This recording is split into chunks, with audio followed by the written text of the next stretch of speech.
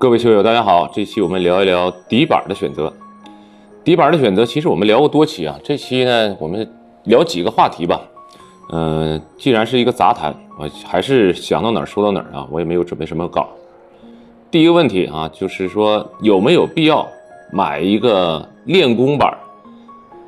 我们在选择球拍的时候啊，应该是你不同的水平、不同的打法、不同的预算，选择不同的底板。咱们很多的球友呢，可能总有着这种一步到位的想法啊。比如说刚刚学球，我就买了一个纤维，这种板呢，可能说弹性比较好，比较省力，但打一段时间发现这球我有点控制不住，我应不应该烧一个5目或者7目的底板，做一个备用板也好，或者是练功板也好？那么这个呢，怎么去看？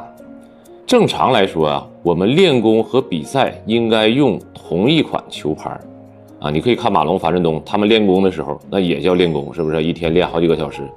他们打的板呢，一定是自己的平常比赛的，起码是同款球拍，让你训练和比赛的场景更加接近啊，或者是手感更加的接近。如果你平常用纯木球拍，比赛的时候用纤维的板，那么会呈现出不同的手感，这样对你的比赛呢，肯定是有弊端的。所以说啊，咱们业余球友，如果你单纯想提高技术，那你就根据你目前的这种状况啊，因为每个人的打法肯定是有变化的，你的技术呢，可能也是呈现一个由不会到会的这样一个过程。所以说，不同的阶段还是应该选择不同的底板啊，以满足你不同的要求。第二个问题呢，就是某某底板和某某底板到底哪个好啊？这个好与不好，肯定呢是多方面影响的。比如说张 A， 就是咱们比较常见的啊，比如和超张相比，超张一定比张 A 好吗？价格确实是这样的啊，超张可能能买2个张 A 了。那么在实际的使用过程当中啊，张 A 的手感呢是比较柔和的啊，持球比较深，手感比较通透。超级张继科呢属于一个速度比较快，弹性比较大，它可以借力更好啊，发力的时候呢，它的速度更快。这两只底板呢，虽然价格上有差距，那么在使用的过程当中不能说超张就一定比张 A 要好啊。如果你更注重持球的感觉、击球的稳定性拉球的弧线，那这种情况呢，张 A 可能是你最好的选择如果你说我发力不大，但是我追求更快的速度，超张显然是你更好的选择。所以单纯的评价2款底板哪个好或者哪个不好，有失于严谨。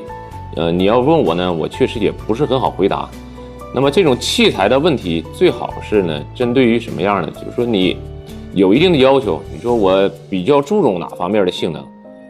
这2只底板我到底应该怎么选？这个就比较容易给你建议了。第3个问题就是关于底板的评价，到底我们应该相信谁？现在呢，网络或者是信息化时代，这个非常的发达，我们每个人呢都可以在网络上发表自己的言论提出自己的观点。那么每个人的手感不一样，包括水平也不一样，你接触过的器材也不一样。